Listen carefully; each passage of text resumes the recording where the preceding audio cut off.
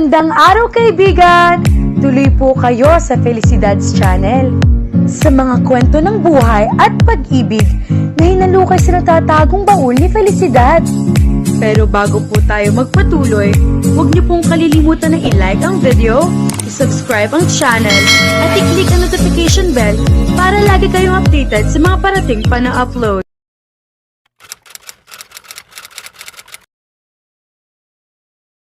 "11 years later, gustong ibato ni Zoraya ang remote control na hawak. Hindi niya maintindihan ang sarili kung bakit naisip na manood ng pelikula, gayong alam niya na lalo lang siyang masasaktan, at romantic movie pa iyon. Sobrang nasasaktan na ba talaga siya para mawala na ng katinuan ng pag-iisip? Ang huling bagay na kailangan niya ay ang makapanood ng mga nakakakilig na eksena o kahit ano pa man na may kinalaman sa pag-ibig. Napabuntong hininga siya, ibinaba niya ang remote control at pinatay ang TV. Kailangan niya maging mahinahon na talaga ng mga ugali niya.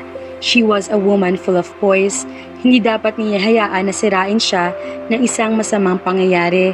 Kailangan niyang kumalma. Pero kahit anong pagpipigil sa bugso ng damdamin ay tila napakahirap niyon. Hindi niya magawang kumalma. Sa pangatlong pagkakataon ngayong araw, umiyak na naman si Zoraya. Hated this feeling. 2 linggo na ang nakalilipas mula na maghiwalay sila ni Cyrus. Hindi naman talaga siya iyakin, pero dahil sa matinding sakit na pinagdadaanan ngayon, pilitin man niya ang sarili na huwag umiyak ay hindi niya magawa. 4 na taon din ang itinagal ng relasyon nila ni Cyrus. 4 na taon na siyang nasayang lang. 4 na taong pagkakamali. Hindi dapat na naging matigas ang ulo niya. Hindi dapat siya nanira na maganda na sana niyang buhay na matagal nang itinakda sa kanya. Kung hindi lang sana niya ipinagpilitan ang nararamdaman para kay Cyrus noon, hindi siguro siya masasaktan ng ganito. Siguro ay maayos ang buhay niya kasama ang isang maayos na lalaki, kasama si Riker. Pero nangyari na ang nangyari. Pagsisihan man niya ang lahat, ngayon nagkamali na siya. Ipinagpalit niya si Riker sa isang walang kwenta na lalaki. Si Riker na walang ginawa para sa kanya kung hindi kabutihan. Minahal siya sa kabila ng mga kamalian niya. 24 na taon si Zoraya nang dumating sa buhay niya si Cyrus. Kakatapos lang niya noon ng kolehiyo sa kursong dentistry. Nagsisimula pa lang siya sa career ng pinili ng lalaki na siya ang maging dentist nito. Hindi basta-bastang tao si Cyrus, kaya naging isang malaking balita iyon sa clinic kung saan siya nagtatrabaho. Kahit kasi may sarili at malaking kumpanya ang ama, hindi siya pinilit nito na pamahalaan iyon. Isama pa na alam ng mga magulang na sa hinaharap ay ang fiancé niya na si Riker ang mamamahala niyon. Hinayaan si Zoraya ng pamilya, pati na rin ang fiancé na gawin ang gusto niya. Basta masaya raw siya sa ginagawa ay walang problema sa mga ito. Doon sila nagkakilala ni Cyrus. Isang sikat na rockstar si Cyrus sa Korea at halos lahat yata ng babae sa buong Seoul ay may crush sa lalaki. Isa siya sa mga babae na iyon. Kilala siya bilang mahinhin pero itinuturing niyang dirty little secret ang magkagusto kay Cyrus. Naagaw ni Zoraya ang interes ni Cyrus kaya siyang pinili nito na maging opisyal na dentista kahit nabaguhan pa lamang siya na minsan madalaw ito sa sikat din namang klinik nila. Dahil na rin lihim na hinahanga ng rockstar, inagustuhan niya iyon. Pero hindi lubos na maisip noon ni Zoraya na iyon pala ang maaaring simula ng isang gulo. Hindi kasi nagtagal ay nagtapat sa kanya si Cyrus at inaming gusto siya nito. Gusto niya si Riker pero ramdam ni Zoraya na kakaiba ang nararamdaman niya kay Cyrus. Malakas ang tibok ng puso niya kapag nakikita ito. Kinikilig siya kapag nakakasama ang rockstar at hindi niya nararamdaman iyon kay Riker. Mahina ang loob ni Zoraya pero sa unang pagkakataon, sinubukan niya magsalita sa mga magulang tungkol sa nararamdaman kay Cyrus. Inisip niyang mahal na niya ang huli kaya ginusto nitong ipaglaban. Hindi naging madali ang lahat. Gusto ng mga magulang niya si Riker para sa kanya. Isama pa na masasaktan din niya ito at ang pamilya nito. Pero ipinaglaban ni Zoraya ang nararamdaman. Hindi niya masasabi na naging maayos ang lahat pagkatapos niyon. Pero humanga siya sa sarili na nagawang ipaglaban ang sariling kasiyahan at nararamdaman. Nagtagal ng 4 na taon ang relasyon nila ni Cyrus. Mahirap magkaroon ng nobyo na rockstar at pinagkakaguluhan ng kapabaihan pero naging maayos din ang lahat. Mabait si Cyrus, may pagka-agresibo man pero marunong din itong rumespeto. Nang dumating sa ikatlong taon ng relasyon nila ay niyaya siya nito magpakasal. Pumayag siya. Maayos ang lahat sa pagitan nila hanggang sa dumating ang punto na nasangkot ang fiancé sa maraming issue dahilan para unti-unti itong bumagsak. Dahil din doon kaya ilang beses na nauurok ang kasal nila. Hindi naging madali para kay Cyrus ang tanggapin ng lahat. Naging mainitan ang ulo nito at tila nag-iba rin ang trato kay Soraya. Naging on the rocks ang relasyon nila sa kabila ng pagiging engaged. Ang pagiging musikero ang natatanging kinabubuhay ni Cyrus. Tila buhay na nito iyon. At sa kabila ng lahat, hindi sinukuan ni Soraya si Cyrus. Mahal niyang fiancé at baliwala sa kanya kung malaos man ito. Pero mataas ang pride ni Cyrus. Ayaw nito maging kawawa sa relasyon. Kaya kinausap siya nito at sinabing susubukan na pumasok sa corporate world. Tutal ay may-ari daw ng isang malaking kumpanya ang kanyang ama. Nararapat daw siguro bilang magiging asawa niya ay marunong din si Cyrus sa business. Lalo na at alam nito na wala siyang interes doon. Pero nang malaman nito ang kondisyon ng kumpanya nila at kung sino ang nagmamana niyon kapag nag-resign na ang kanyang ama ay nawalan ito ng pag-asa. Napaka-unfair daw niyon kaya nakipagkalas ang fiancé sa kanya. Para pakonsuelo na rin kasi sa kahihiyan na ibinigay ni Soraya sa pamilya ni Riker ay sa kanya ipapamana ng mga magulang niya ang kumpanya nila na minana pa ng ama sa mga ninuno nito. Iyon ay dahil wala siyang interes doon at inisip ng mga magulang na magiging ganoon din si Riker dahil na rin sa klase ng trabaho nito. Isama pa na isang magaling negosyante si Riker. Sa katunayan, inangunguna na ang TV station na pagmamay-ari ng pamilya nito sa buong South Korea. Dahil ito na ang namamahala ngayon at naging maganda ang pamamahala ng binata doon. Bukod pa dito ay mayroon ding clothing line ang pamilya nito at canning company na mas pinalakas pa dahil isinama iyon sa isang group of companies na ginawa at pinamunuan ni Riker at ng mga kaibigan nito. Kilala ang clothing line at canning company hindi lang sa Korea kung hindi sa buong mundo. Hindi na lang basta-basta ang dating fiancé. He was a billionaire now. Kahanga-hanga ang lalaki. Riker was a good catch. Noon pa man, ay alam na iyon ni Soraya at malaking risk para sa kanya na pakawalan nito. Marami tuloy ang nagsabi na pagsisisihan niya iyon. Pero dahil sa matinding nararamdaman para kay Cyrus ay hindi niya ininda iyon. Masyado kasi siyang nabulag ng kakaibang naramdaman para sa rockstar noon. Now, she was suffering all the consequences. Naging napakarupok ng pag-ibig sa kanya ni Cyrus. Kung mahal siya ng fiancé, tatanggapin nito ang sitwasyon nila. Mamahalin siya sa hirap man o ginhawa. Pero na makitang tila wala na ring patutunguhan ang buhay at nalamang ganoon din ang kanya, binitawan na lang siya nito basta. Kahit niyaya na siyang pakasalan, ay binawi na lang basta iyon ni Cyrus dahil sa mga dahilang iyon. Soraya knew she did not deserve to be treated that way, but maybe she deserved the pain. Dahil ganoon din ang ginawa niya noon kay Riker. Minahal siya ni Riker, tinanggap siya sa kawila ng lahat. Karma siguro niya ang sakit dahil hindi niya pinahalagahan iyon. Narinig ni Soraya ang pagbukas ng pinto. Nang tumingin siya roon, ay nakita ang Koreanong ama. Nang makita ang ama ang hitsura niya, ay otomatikong nagdilim ang mukha nito. Kasunod nitong pumasok ang ina sa kwarto. Anak, naramdaman niyang nalulungkot ang ina para sa kanya. Malambot ang mukha nito, tila naaawa sa kanya. Kaiba naman sa kanyang ama, nilapitan siya ng mga ito. How many times will you cry because of that guy, Soraya? Galit na sabi ng ama. You look so miserable. Napahikbe si Soraya. Alam niya iyon, pero masyado siyang nasaktan sa paghihiwalay nila ni Cyrus.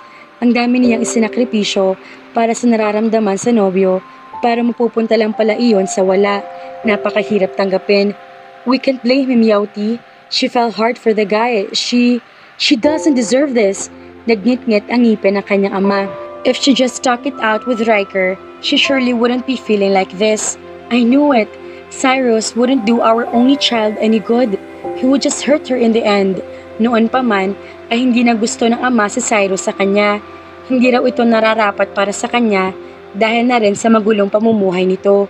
Pinalaki siya ng mga magulang niya na mahinhin kaya hindi siya bagay sa isang kagaya nito. Ilang beses din niyang sinabihan ng ama pero hindi siya nakinig. Sa kabila ng pag-ayaw ng mga ito, ay ipinagpatuloy niya ang relasyon kay Cyrus. Ganoon man, hindi rin naman siya pinigilan ng mga ito. Ipinaparamdaman ng hayagan na ayaw kay Cyrus at sa relasyon nila, pero tanggap pa rin siya ng mga magulang. Tumingin kay Zoraya ang ama. Kung nakikinig ka lamang sa akin noon, huminahon ka, tapos na ang lahat, nakaraan na iyon. Wala nang silbing engagement nila ni Riker. May sarili ng buhay si Riker ngayon. Pagpapakalma naman ng kanyang ina sa ama. Totoo ang sinabi ng kanyang ina. Alam ni Zoraya na naging mahirap para kay Riker ang nangyari, pero eventually, nakamove on din ang binata. Kahit kasi hindi naging maayos ang lahat sa pagitan nila, ay sinusubaybayan pa rin niya ang buhay nito. Bukod na rin sa madalas itong pagkwentuhan sa kanilang bahay. Madali rin naman na subaybayan ang buhay nito dahil kilalang personalidad ito sa business world. Buwan-buwan yata ay nafe-feature si Riker sa mga business magazine at madalas na nasasama sa sideline ng personal na buhay. Pagkatapos ng matagal na engagement nila, nagsimula rin ito makipag-date sa iba't ibang babae. Sa loob ng 4 na taon na pagkakahiwalay nila ay nakalimang nobya ang binata. Bukod pa sa iba't ibang flings, I know, pumuntong hininga ang kanyang ama, saka bumaling sa kanyang ina. Hindi na natin kayang ibalik ang nakalipas at kung maibabalik natin, alam naman nating lahat na hindi rin magpa-participate ang anak mo. Masyadong malaki ang kanyang ipinagbago dahil sa lecheng rockstar na iyon. I'm sorry. I'm really sorry. I know I failed both of you, pero sana maunawaan ninyo ako. Ipinaglaban ko lamang ang aking nararamdaman para kay Cyrus. Nagpatuloy sa pag-iyak si Zoraya. Napakahirap sa akin ang lahat at ngayon ako ang nagsisisi at sang-ayon ako kung maibabalik ko lang ang lahat. Nagkatinginan ang mga magulang ni Zoraya pagkatapos niyang sabihin iyon. Punong-puno siya ng pagsisisi pero wala na rin siya magagawa. Pinili niya ang nararamdaman kay Cyrus. Nagtiwala siya sa lalaki na mamahalin siya nito at hindi sasaktan bilang nobya. Sa kabila ng pag-ayaw ng mga magulang at gulo na dadalhin ng pag-ibig kay Zoraya sa kanyang buhay, niyakap niya iyon. Pero baliwala din ang lahat ng sakripisyo niya. Kung ipinagpatuloy lang sana niya ang relasyon kay Riker noon, hindi siguro siya magkakaganito. Riker was the nicest guy in the world. Bata pa lang siya, ramdam na niya iyon. Kilalang kilala niya ito. Napakaganda rin ng reputasyon nito kung ikukumpara kay Cyrus na madalas sasabihan ng ama na marungis na klase ng trabaho at pananamit. Pero nagbulag-bulagan siya sa lahat.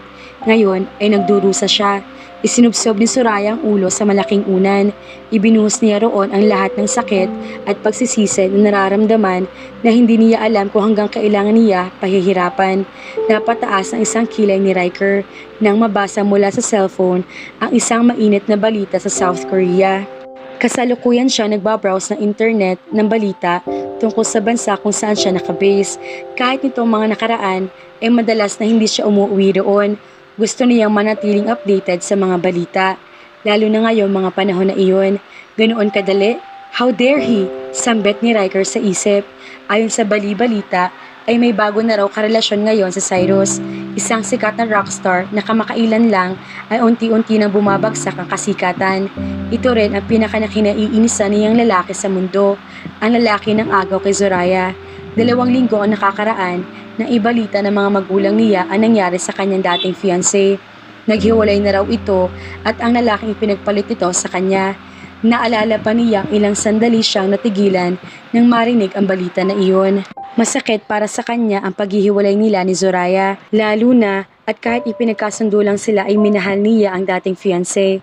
Pero nasaktan din siya nang malamang nasaktan ng dalaga, lalo na ngayon sa balita na madali lang ito napalitan ni Cyrus. Kung hindi na sana siyang pinili mo, Zora, hindi ka siguro masasaktan, ani ni Riker sa isip. Dapat ay magdiwang siya dahil ngayon ay nakita ng dalaga ang consequences ng pag-iwan sa kanya. Pero hindi niya ugali na magsaya sa mga misfortune ng iba. Napailing-iling na lamang siya nang malaman. He felt sorry for his former fiancé. Ayon sa balita, ay magkarelasyon na ngayon si Cyrus at ang isang sikat na artista sa South Korea. May larawan din ang dalawa na tila kay saya-saya na para bang hindi galing ang lintik na lalaki sa isang mahabang relasyon. Engaged pa naman din sina Zoraya at Cyrus. Pero ngayon ay napakabilis lang na pinalitan ng lalaki ang dating fiancé. Nakaramdam ng ines si Riker, pero gusto rin niyang maines sa sarili. Hindi na dapat siya nakakaramdam ng ganoon. Matagal nang walang halaga para sa kanya si Zoraya. Nalimot na niya ito, hindi na dapat siya nag-aalaga. Naging masakit para sa kanya ang paghihiwalay nila, kaya dapat ay wala na siyang pakialam. Pero apektado pa rin siya. Isama na roon ang ilang beses niyang pagtingin sa balita sa loob ng isang araw para malaman ang sitwasyon ng celebrity na dating nobyo ni Zoraya at pati na rin ang pag-aabang sa update ng mga magulang sa kung anong kalagayan ng dalaga. Dahil sa naisip ay itinigil na ni Riker ang pagbabrowse. Ayaw na niya magkaroon pa ng kahit anong nararamdaman kay Zoraya. Tapos na sila. Hindi na dapat siya nagpapaka-apekto pa sa kung ano nangyari man dito. Kung masaya man iyon o hindi, magiging panira lang iyon ng mood niya. Kailangan niya magsaya, lalo na at birthday ngayon ng anak ng isa sa mga matalik na kaibigang si Nimbus na si Nimrod. Napaaga si Riker sa party. Wala pa ang kahit sino sa mga kaibigan niya. Kahit si Nimbus ay abala rin sa pag-aayos ng pamilya nito. Inaliw na lang ni Riker ang sarili sa panonood ng mga dumarating na bisita. Nasa ganoon siyang katayuan nang tumunog ang cellphone niya. It was his mom. "I want you to go back to Korea as soon as possible, Riker." Bungat sa kanya ng ina. Kumunot ang noo ni Riker. Bigla rin siyang kinabahan. "Anong problema, mommy? Tungkol ba sa'yo or kay dad?" "Sigurado ako na hindi tungkol sa negosyo. I receive updates every day and neither. It's about Zoraya." Humabog ang dibdib niya. Nainis siya sa sarili. Naapektuhan na naman siya. Nag-aalala siya sa dalaga. Kahit pag-aalala ang kaibigan lang iyon, hindi pa rin tama iyon. Anong tungkol kay Zoraya? Did something wrong happen to her? Aside from being in a miserable state for weeks now, nothing happened. Alam na niya iyon. Ilang beses na naikwento ng kanyang ina ang tungkol sa kalagayan ni Zoraya. Kaya alam niya na ngayong lumabas ang balita na may bagong karelasyon si Cyrus ay siguradong lalo magiging malala ang kalagayan nito. "If that's the case, then why are you calling? We need to set your wedding." Again, nagsalita pa ang kanyang ina, pero halos ayaw nang pumasok sa utak ni Riker ng mga sinabi nito dahil sa gulat. Oh no, mga kafelisidad! Ganoon lang ba talaga kadali? Matapos piliin si Cyrus over Riker? Pagkatapos ngayon iniwan siya ng rockstar na pinili niya, biglang ipapakasal ulit si Riker sa babae? Hello, may damdamin rin kaya si Riker na nasasaktan? Ang tanong, pumayag kaya si Riker na pakasalan si Zoraya? Abangan!